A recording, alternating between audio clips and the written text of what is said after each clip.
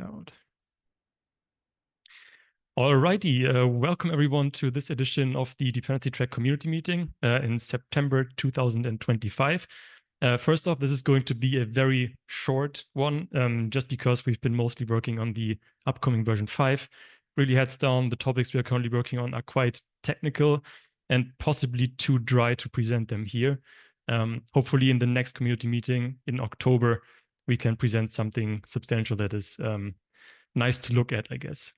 But for today, as always, the organizational points, community meetings are being recorded and uploaded to YouTube after a few days at least. Slides will be published to our community repository on GitHub. You can use the Zoom chat as the presentation goes, but we do have an open Q&A session at the very end, so that is where you can ask either like us, the maintainers, us, the team, or other participants of this meeting, as many questions as you want. Also, as always, call for guest presentations. If you want to brag about a cool setup that involves DT, or you have something that needs improvement, you want to propose some DT-related designs, or you just want to like show off, we would love to host you here. Just reach out to us either via Slack, email, or whatever have you, LinkedIn if you want. We are very happy to host you. We had a few very, very great presentations already, and the reception of those has generally been very, very good. Agenda for today, as mentioned, quite short. Recent releases. I will talk about a few important notices, which is the main chunk of this community meeting. And as promised, the Q&A at the very end. For recent releases, there has only been one. It's a bug fix release, version 4.13.4, was released on August 26th.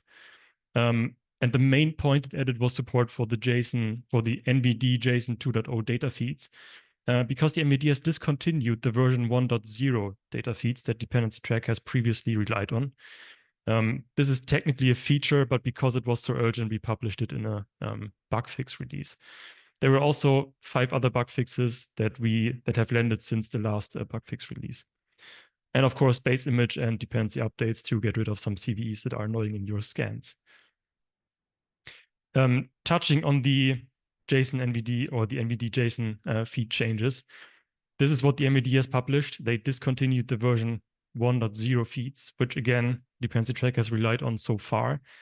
Dependency-Track per default mirrors the NVD database via feed files. There's a JSON file for every year, and then a JSON file that contains modified vulnerabilities. And the NVD discontinued them, stopped publishing them, actually blocked requests to them. And instead, they have published new versions of the feed, 2.0. They changed the schema. So in old versions of Dependency-Track, you cannot just change a URL and be good. You actually need code changes. So this is what we've done in the latest bug fix release. So what this really means for you is the NVD mirroring via feed files no longer works for versions lower than 4.13.4. Upgrading to version 4.13.4 is strongly recommended to get it working again. There's no manual action needed. As soon as you upgrade it, the mirroring will just continue to work as usual. If you, for whatever reason, cannot upgrade at the moment because you are blocked or there is a change freeze or whatever have you, you can just enable API-based mirroring, which is something that we originally introduced in version 4.10.0, because the NVD technically said they would discontinue feed files like completely, but they have since like rolled back on that decision. For completeness sake, in the settings, you can go to, on the administration panel, you can go to vulnerability sources, national vulnerability database, and there is an option to enable API-based mirroring. And you should also provide an API key, because if you don't provide an API key, you will get rate limited and the mirroring will be slower than if you provide an API key. So this is what you can do if you cannot upgrade at the moment to a newer version of Dependency-Track. Further, what we will be doing for future versions, we will remove API-based mirroring going forward, likely in the next minor version, most definitely in the next major version, because apparently the NVD no longer plans to remove feed files entirely. They just published version 2.0. There's no need anymore to use the API. Feed-based mirroring is more reliable in our experience. The API was kind of all over the place. It was unavailable a lot. API keys stopped working randomly, and feed files they just work. They are easy to host, easy to replicate, easy to download. That's pretty much the entire story. Also, they are more air-gap friendly, so you can host the files centrally in your environment, in your organization, point dependency track to them, and be fine. There are no authentication requirements for feed files, whereas for the API, as I just mentioned, you should use an API key. For feed files, no need. It works out of the box.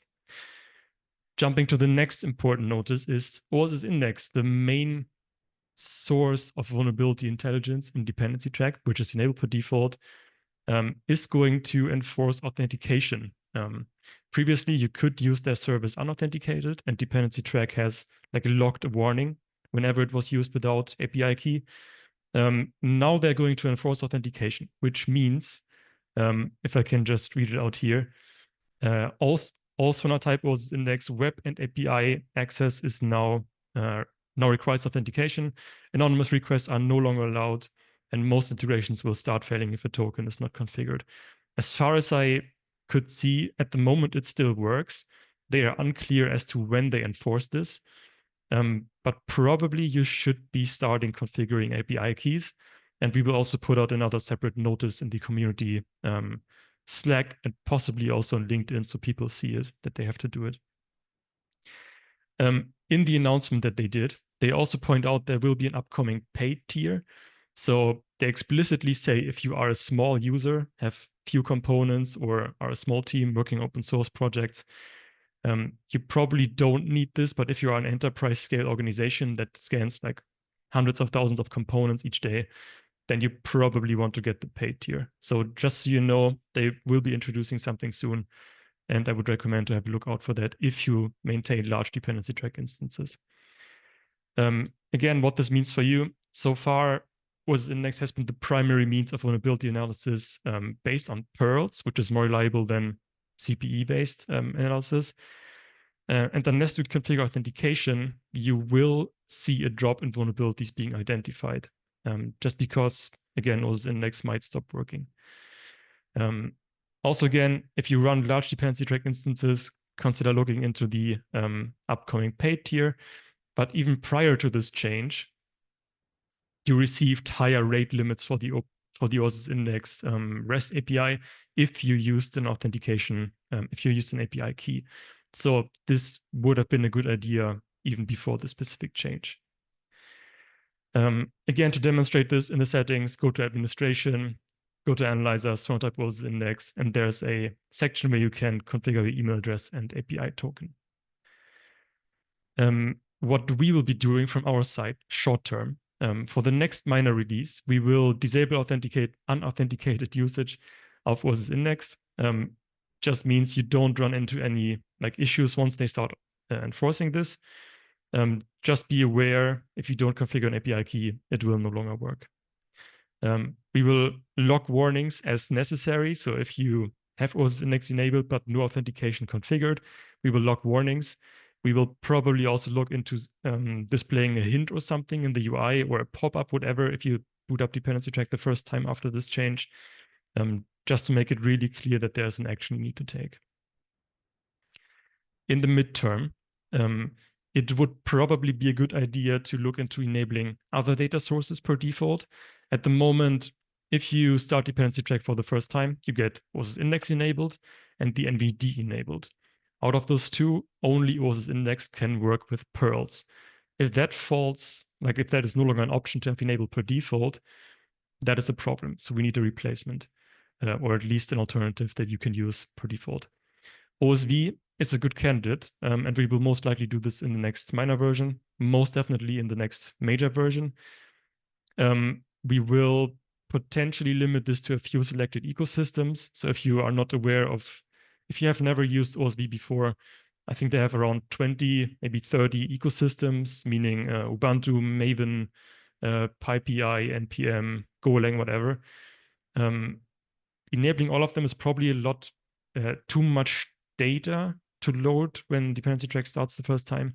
So maybe limiting this to a specific set of predefined ecosystems makes sense. We will look into that. But OSV is great because it provides Perl-based matching data, which is what the NVD lacks. It does not require authentication. What we do is we just download JSON files from the OSV project's GCP bucket. Very easy, very straightforward, which again means you can also use this for air gapping. So you can download the file centrally in your organization, point Dependency-Track to it, and there you go. You don't have to reach out to external systems anymore. In the long term, we already started something last year in September, almost a year ago. An effort to assemble a vulnerability database centrally that makes sense for Dependency-Track or that is customized for Dependency-Track. The idea being that you as a user should not have to worry about, oh, do I have to enable NVD? Do I have to enable OSV? Do I have to enable GitHub, etc.? It should all work. It should all just work. You shouldn't have to do anything, and you should still get the best data possible from the get-go.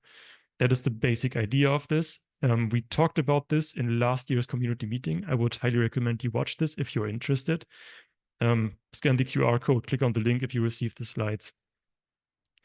There's more information about that. Also, we have a GitHub issue that is also pinned on our GitHub project about this, about the proposal. There's a Google Doc that is linked there. Again, scan the QR code, click on the link. It would be much appreciated. There's also already a, let's call it proof of concept, an application or a set of applications that download data from multiple sources, including NVD, GitHub, OSV, the EUVD, so the European Union Vulnerability Database is also included. Downloads it, merges it, ideally also procures it and enriches it, and then spits out one database that can be replicated to other instances or to other applications. There is some basic functionality already implemented, like importing the data, obviously, merging the data, but also testing if the data is actually of any value with a POC scanning feature. So you can give this database application a bill of materials, just like you can upload to DT. It will scan it for vulnerabilities using the data in its database, and you will get pretty output in this case. So it's quite straightforward to test if the data is any good. The main thing we need right now is to actually assemble all the data from the different data sources, look at what data is actually valuable, what is good, and if we need to modify, enrich, or even strip down some of it. Essentially, it's more of a research project at the moment. Please have a look at both the GitHub issue, the community meeting we had last year, and also the repositories that I linked. It would be of a huge help if we could make this a community effort and not rely on the core maintainers to drive this forward. Yeah, and this is the long-term vision, to decouple more from you having to configure everything in Dependency-Track, essentially. And that's it for the main part. Now we have a Q&A section, and I think someone in the chat already mentioned they have a few questions. You can unmute yourself if you want, or just type in the chat. Yeah, hello there. Hello. Everyone. I have some questions about Project Hyades and performance-wise. We have been using Dependency-Track for 3 or 4 months now in our company. We will roughly have 7K repositories in our GitLab.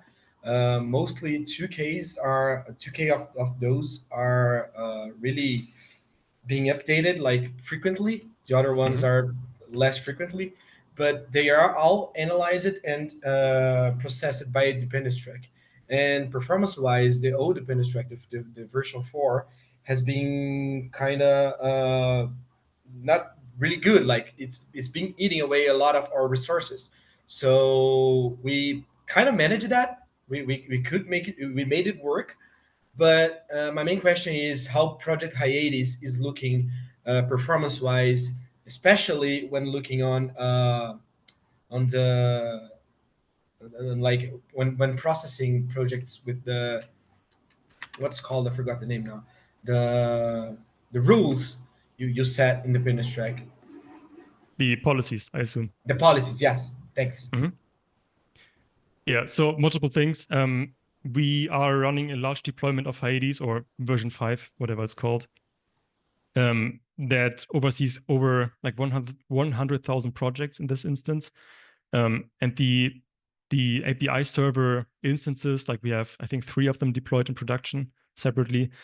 And they both run most of the time under 2 gigabytes of RAM, each of them. And for the policy engine specifically, we made various optimizations. I think it would be useful for you to look at previous community meetings. We talked about it. So the policy engine, we not only, or how do I say it? The policy engine, as it is implemented in version 4, loads a lot of data into memory when it evaluates rules. And we saw that problem for version 5. But we also had other requirements, for example, make the policy engine more flexible. We combined the 2 requirements, like making it more lighter weight and making it more flexible. And in version 5, you will be able to write expressions like cell expressions, common expression language expressions. And what Dependency-Track is doing is it will look at what fields you're accessing in that expression and then only load the data you're actually using in your policies into memory. And we've seen like huge improvements in, yeah, thanks Vinod for linking that. We've seen huge improvements in performance or efficiency, if you will, while still like giving you more flexibility in the rules you can express. So I hope this specific problem about policies eating too much resources should be solved by then. Yeah, right now we're using like 8 gigs of RAM, and that's Mhm. kind of it, how it's going. But yeah, that helps a lot.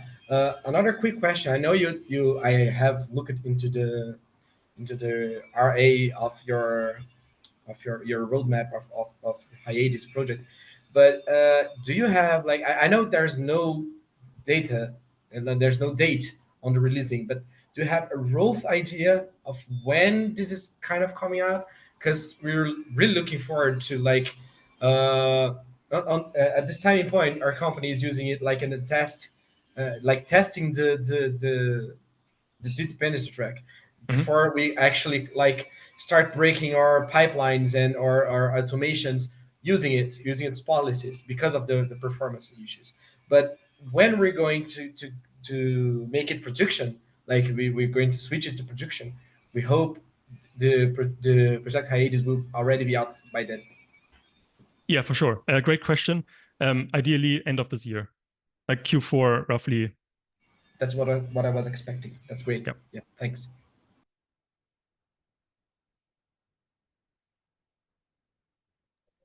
I think there is also a question about caching Sona type. I think we do cache it, right, Nicholas? Like we don't. Yeah, let me just read out the question. Regarding Sonar type, do you cache results or are all components checked every time? So we do cache results in the database actually, and they are cached by Perl. So even if you have the same component multiple times in your portfolio, we will only request it once and the rest will be served from cache. I think the cache is cleared every 3 or 6 hours.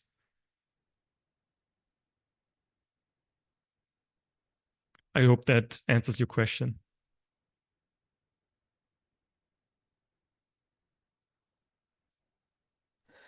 Thumbs up, that's good. I think he got one more question in the top.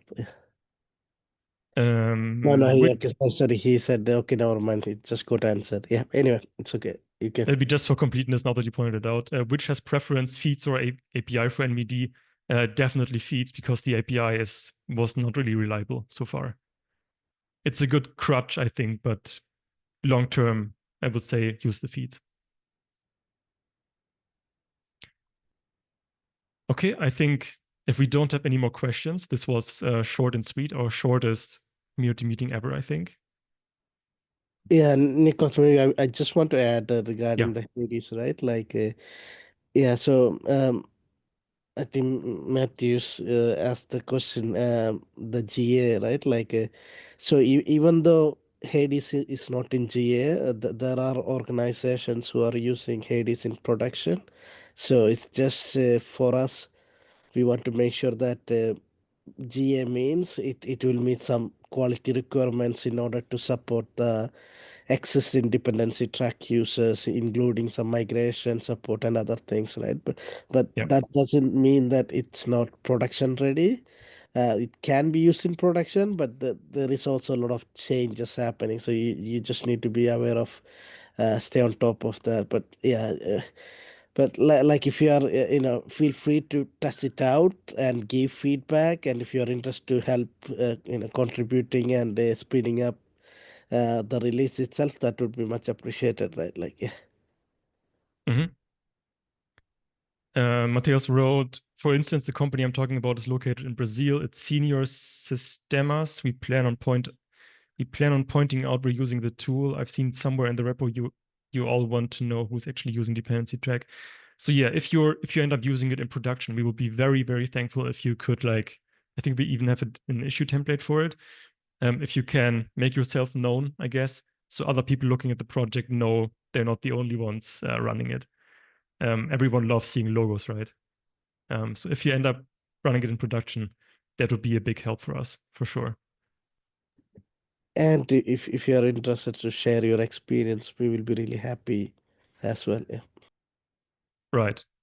Even as I pointed out in the very beginning, like call for guest presentations, even if you run Dependency-Track currently and you're frustrated because it's using too much resources, for example, even that is worth talking about, right? We actually love hearing about it because then we know like what people are fighting with. We had similar complaints before on this community channel, and we're able to resolve it fairly soon after that. Yeah. From what I have seen and what I have used, Dependency-Track, it has fit like a glove nor automations. Like it's really good. The main problem here is the performance one. And looking forward at Project Hiatus, I have looked at the projected and what it promises. It's really promising for a company. Like it really will fit like a glove in our processes. Like Mhm. it's really good. That's amazing to hear. Thank you so much. Now we just need to deliver. Let's see how that goes. Looking forward for that.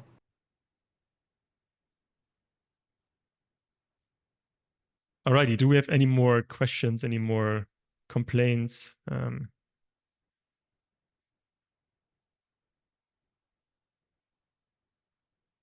Doesn't look like it. Okay, then I think let's call it a day.